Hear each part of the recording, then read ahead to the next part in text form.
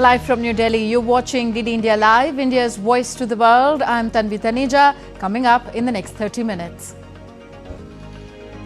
India says Trudeau is solely responsible for damaging Delhi-Ottawa relations after the Canadian Prime Minister admits that he has no hard evidence linking India to Niger's killing. A Bangladesh tribunal orders arrest of former Prime Minister Sheikh Hasina and 45 others for crimes against humanity. European Council Chief Charles Michel says EU must speed up support for Ukraine as Zelenskyy pitches his victory plan in Brussels. And New Zealand were 180 for 3 when bad light stopped play on the second day of the first test in Bengaluru. Earlier, India were bowled out for a paltry 46 runs, their lowest total on home conditions.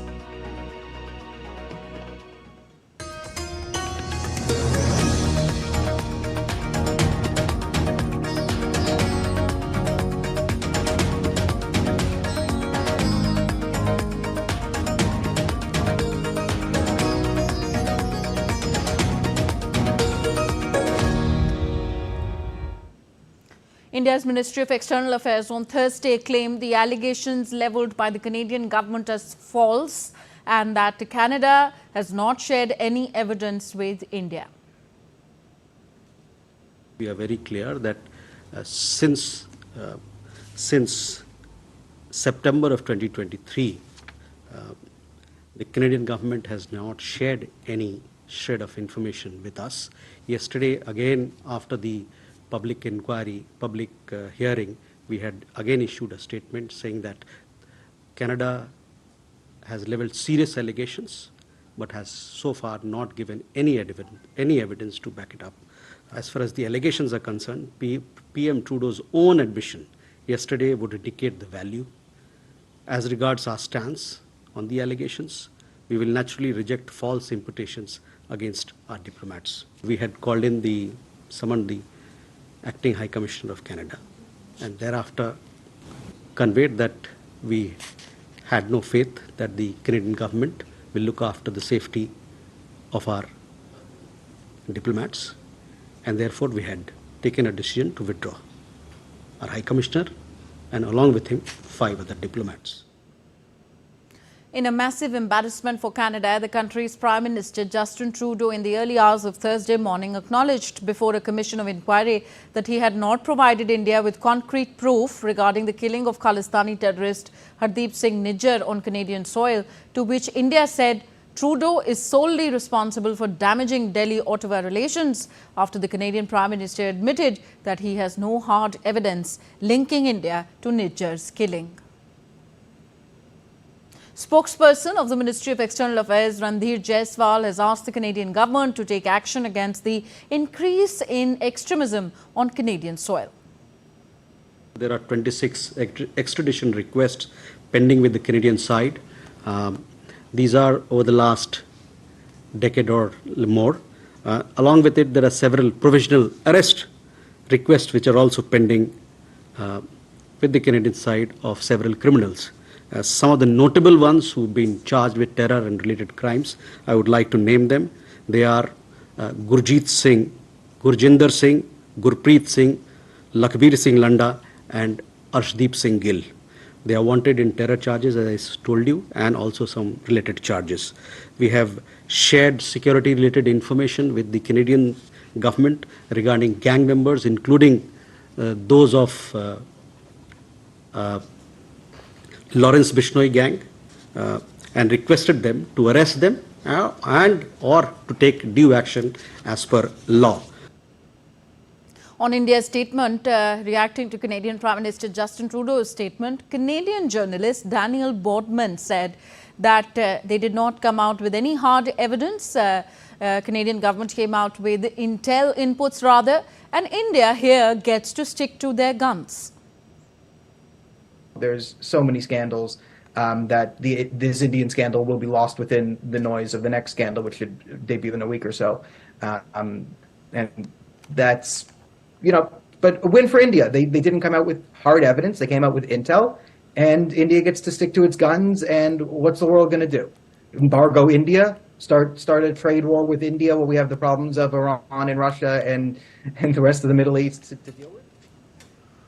Also, member of the Canadian Parliament Chandra Arya released a statement highlighting the problem of violent extremism in Canada. In a video released on social media site X, the MP also urged all levels of the Canadian government to address this issue. In Canada, we have long recognized the serious problems of Khalistani violent extremism. Let me be clear, any actions or involvement by foreign state actors within Canada in any form are unacceptable. As Canadians, we do not wish for Canada to interfere in the domestic affairs of other countries. Likewise, we do not want foreign governments interfering in Canada's domestic matters, including those involving Khalistani extremism. This is a Canadian problem, and it is a duty of all levels of our government and our law enforcement agencies to address it.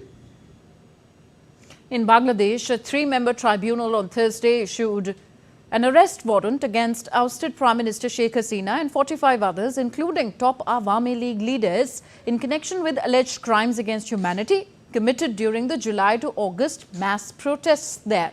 The tribunal, led by Mohammad Ghulam Murtaza Mojumdar, passed the order allowing a plea of the prosecution.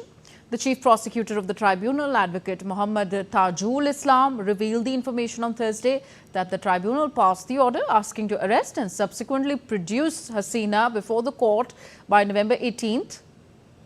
This was reported by Bangladesh Sangbad Sanstha. Earlier, on October 14th, the interim government, led by Professor Muhammad Yunus, reconstituted the International Crimes Tribunal by appointing its chairman and 2 members to start the trials of people who committed alleged crimes against humanity during the July to August mass protests against the then government. Speaking on Bangladesh court's order on Sheikh Hasina's arrest warrant, India's Ministry of External Affairs on Thursday said that India has seen some reports but don't have a comment on this to offer. On the stay of the former Prime Minister, I had earlier mentioned that she had come here at a short notice for safety reasons, and she continues to be. Limited visa operations are on. Limited visas for medical reasons, emergency reasons, etc. are being given by our High Commission. As and when law and order situation improves and the situation becomes conducive for us to have full operations of a visa, we will do that. We had issued some statements during the puja celebrations. We saw there was a lot of violence against the minority community, against the Hindu community. There was violence against puja pandal. We call upon the interim government that assurances that they have given for protection of minority rights, for those must be implemented, and so that people can feel safe. So, Saudi Arabia has launched the Global Harmony Initiative with an aim to strengthen bond between expatriates and the Saudi society.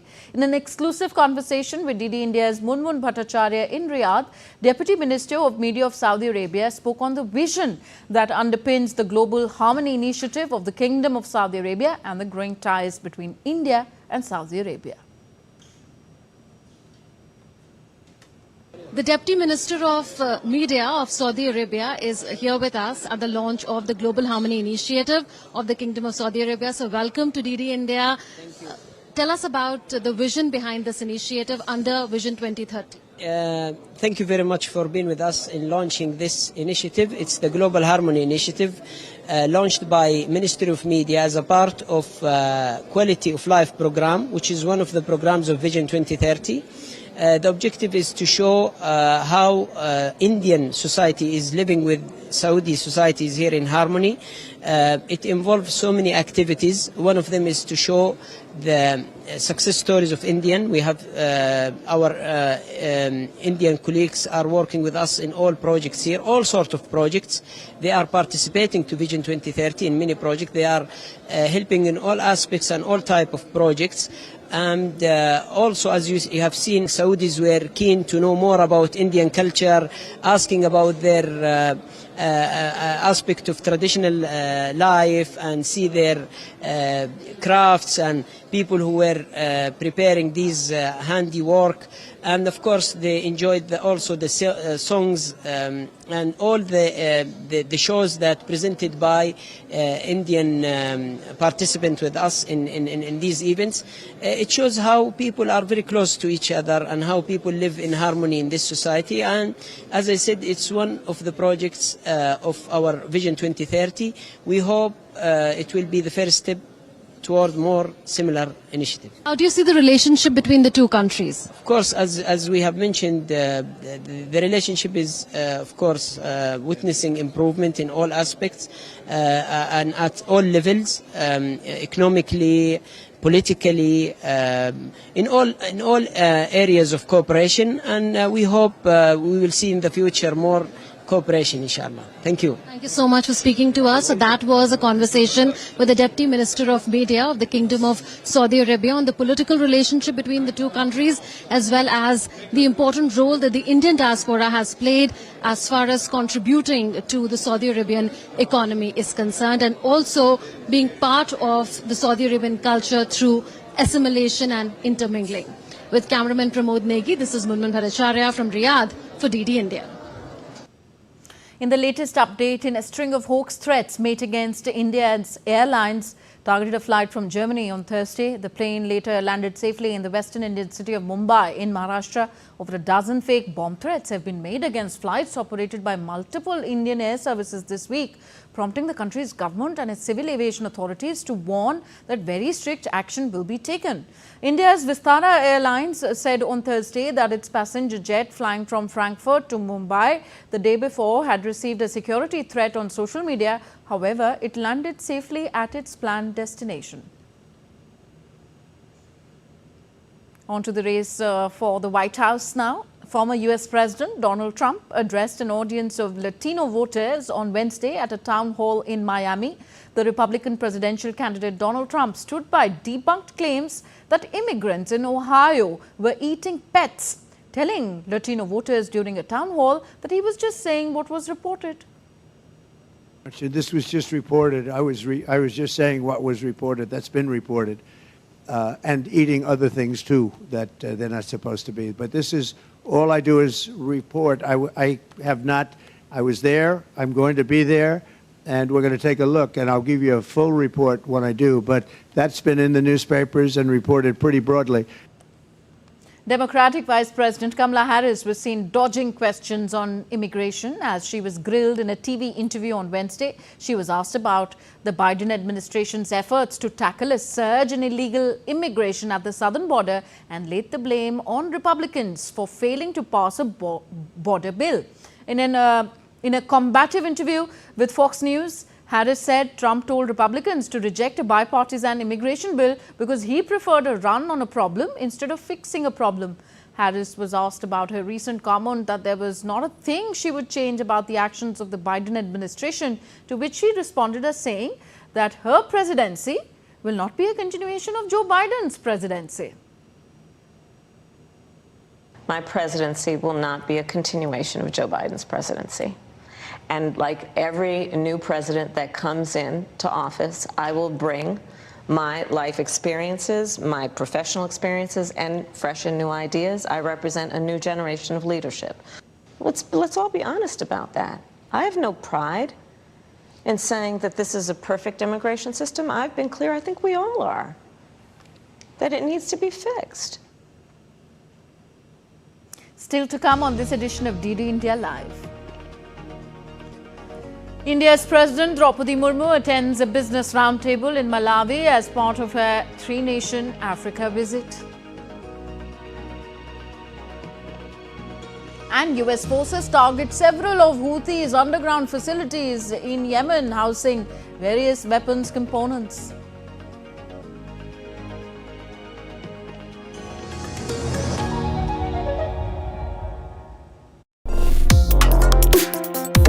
Complex issues, hidden agendas, twists and turns, strategic games. We think all dots are linked. We just need to connect them. Join me every week as I connect the dots to unravel hidden designs in statecraft, mysteries, and decode issues that matter to you. Watch Connecting the Dots with me at these times on DD India.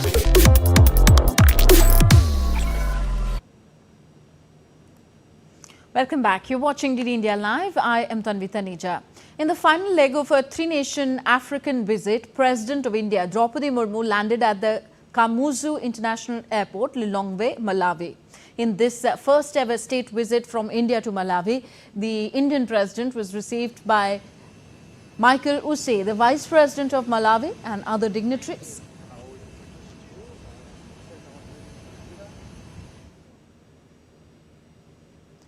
She was accorded a ceremonial welcome and was warmly greeted by children. A traditional cultural performances was also presented before the President at the airport.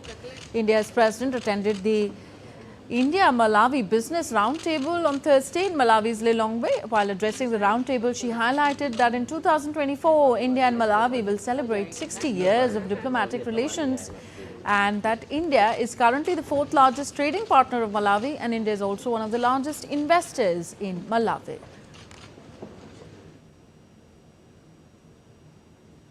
This year also marks the 60th anniversary of the establishment of diplomatic relations between the two countries. Our partnership is not confined to governments alone, as Africa has emerged as an important trade and investment destination. India's private sector is at the forefront of driving this impetus. There are growing investments by Indian companies, both multinational and SMEs in Africa in a range of sectors. India is currently the fourth largest trading partner of Malawi, and India is also one of the largest investors in Malawi with over $500 million worth of investments in various sectors. Both our countries can come together to find synergy in many areas. There is an immense scope for enhancing our cooperation in the field of agriculture, mining, energy, tourism, etc., which you mentioned earlier. Ukrainian President Volodymyr Zelenskyy arrived in Brussels on Thursday to present his victory plan. Zelenskyy met with European Union leaders at the summit. The Ukrainian president assured that his proposed plan could end the war with Russia no later than next year. Through the victory plan, Zelenskyy pitched NATO membership invitation and increase in military support for Ukraine. President of the European Council, Charles Michel, urged EU members to speed up support for Ukraine. Leaders of European Union's 27 member countries are in Brussels for a two-day meeting. If we start now and follow the victory plan, we can end this war no later than next year. Dear friends, I presented the victory plan to our parliament, our people, and I have their support. And I think it's so important to have unity in our country.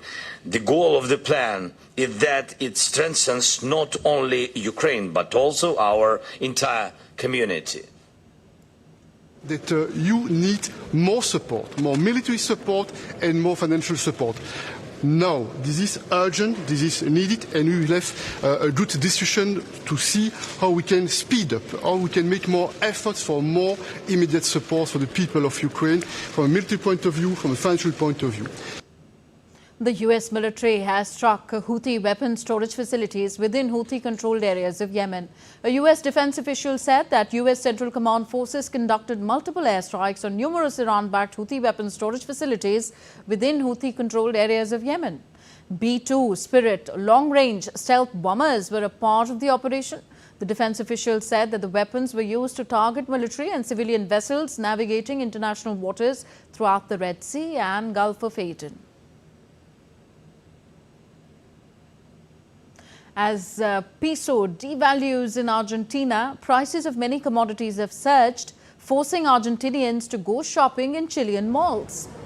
With the ongoing inflation crisis in Argentina, people are arranging shopping tours to Chile for cheaper prices.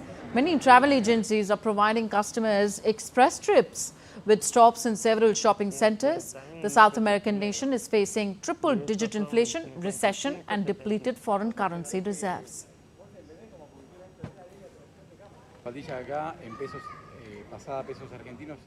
The 18th edition of the 3D Experience Forum is currently underway in India, focusing on how groundbreaking technologies such as virtual twin and generative experiences are shaping a sustainable future across industries. The forum has gathered decision makers, industry leaders and experts to discuss the role of innovation in transforming sectors and advancing sustainable business practices. A report.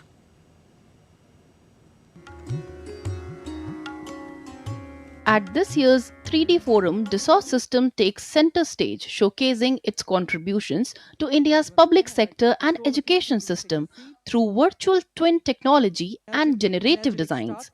By enabling comprehensive simulations, planning and project optimizations, Dassault solutions are empowering government agencies and public institutions in sectors such as transportation, energy, healthcare and manufacturing.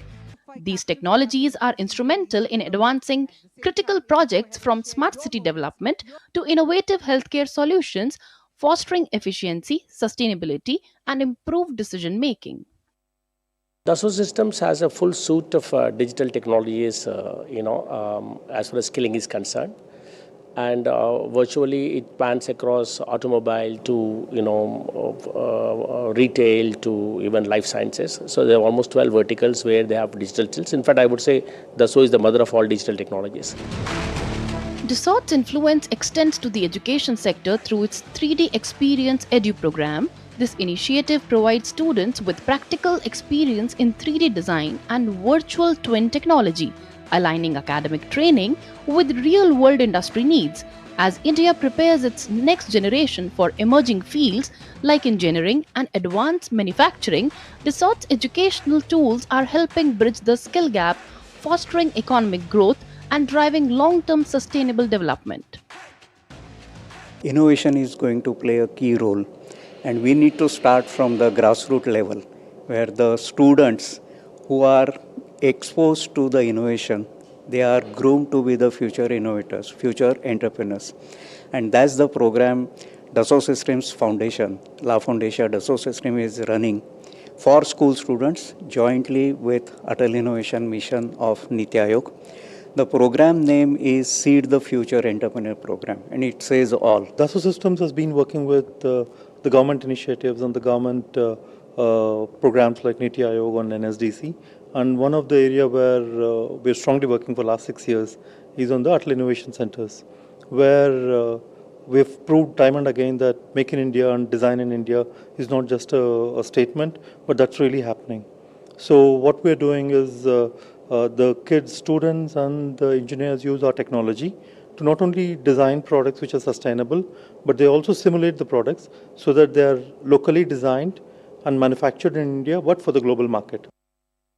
With its innovative efforts, the 3D Experience Forum underscores Dassault Systems' commitment to sustainable innovation and economic growth in India, highlighting how advanced technology can transform not just industries, but communities and future generations as well.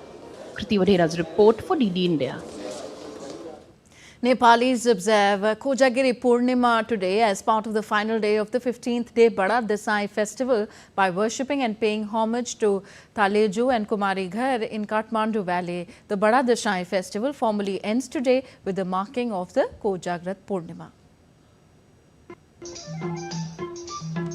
The ritual of giving and receiving Tika and Jamara of the Dasai festival concludes on Kojagrat full moon today. The Jamara that is sprouted and anointed on the day of Ghat Sthapna is disposed of as per the religious tradition. People also perform special worship at Swambhu Chaitya in west of Katmandu Valley and observe the night vigil by lighting the Mahadeep lamp. Meanwhile, a month-long Chobhar fair starts today at Adinath Temple at Chobhar hilltop of Katmandu. Devotees from Katmandu Valley and surrounding areas come to observe the fair, which runs till Kartik Shukla Purnima. Both Hindu and Buddhist devotees from the Katmandu Valley and surroundings take part in Chobhar fair. Hindu followers worship Adinath as Shiv Shakti and Buddhist followers worship Adinath as Anandidai Lokeshwar. Various utensils and ornaments are offered after conducting a Sapta Puja in the temple during the Mahotsav. Since morning, devotional hymns are being sung in the Adinath temple. Shweta Singh for DD India, Katmandu. And now quickly, let's give you some cricketing action. New Zealand bundled out India for a paltry score of 46 runs on the second day of the first test match in Bengaluru. Opting to bat first, India got off to a horrific start as they kept on losing wickets regularly. Only Rishabh Pant and Yashasvi Jaiswal were the two batters who scored in double digits. 5 Indian batters departed for duck, registering an unwanted feat for India in test cricket. In fact, it is the lowest total for India in test cricket at home conditions. For New Zealand, Matt Henry took 5-wicket haul, while William O'Rourke claimed 4 wickets. In reply, New Zealand were 180 for the loss of 3 wickets when bad light stopped play on day 2 of the test match. So that's all for this edition of DD India Live. Do let us know your thoughts on the news of the day. Connect with us on our different social media handles at DD India Live. And for those on the go, you can catch all the latest news and updates from India and the world on our DD India mobile app. So that's it in this broadcast. We'll be back with more news as it breaks here on DD India. I'm Tanvi Taneja from all of us here in New Delhi. Thank you for watching. Namaskar.